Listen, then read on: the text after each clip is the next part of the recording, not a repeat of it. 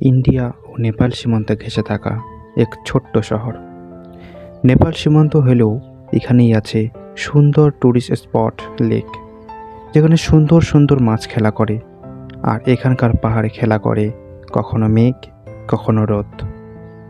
আর এই সেই পাহাড়ি শহর মিরিক, আর তাকে বেষ্টিত করে রয়েছে সুমেন্দু হ্রদ বা মিরিক লেক। এই লেকে বোটে চাপাও যায়, আবার টাট্টু ঘোড়াও চেপেও পরিদর্শন করা যায়। শুরু হয় এখানকার ছোট ছোট পাহাড়ি গ্রাম আর রাস্তার দুপাশে থাকা মন জোড়ানো চা বাগান দেখে। এদিকে দেখতে পাচ্ছ, এদিকে ছোট গ্রাম একটা, এখানে একটা গ্রাম আছে, ওই যে নিচে একদম এখানকার যে উচ্চতা মিনিমাম 3000 ফিট এরকম হবে, 3000 ফিটের মতো।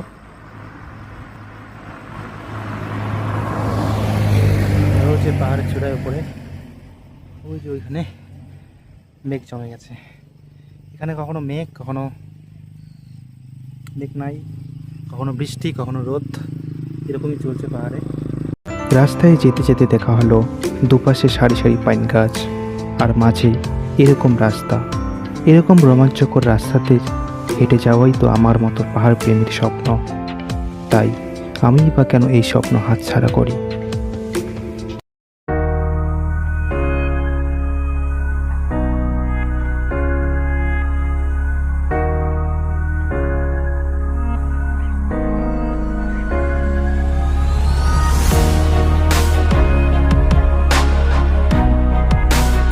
তারপর ফাইনালি চলে এলাম সেই কাঙ্ক্ষিত লেক। এসেই দেখি জল ঘেঁষে উড়ে যাচ্ছে মেঘ, আর সেই লেকেই চলছে নৌকা বিহার।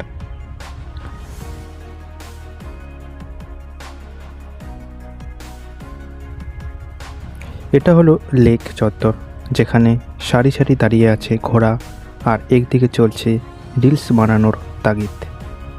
কোথায় আছে কোনো কিছু ভালোবাসার জিনিস না পেলেই দূর থেকেই তাকে ভালোবাসতে হয়। পাওয়া না পাওয়া সে তো অন্য ব্যাপার, আগে আমি তাকে ভালোবাসি। তাই এই শহরকেও দূর থেকেই আমি এক কোণে বসে মন জুড়িয়ে দেখে থাকি।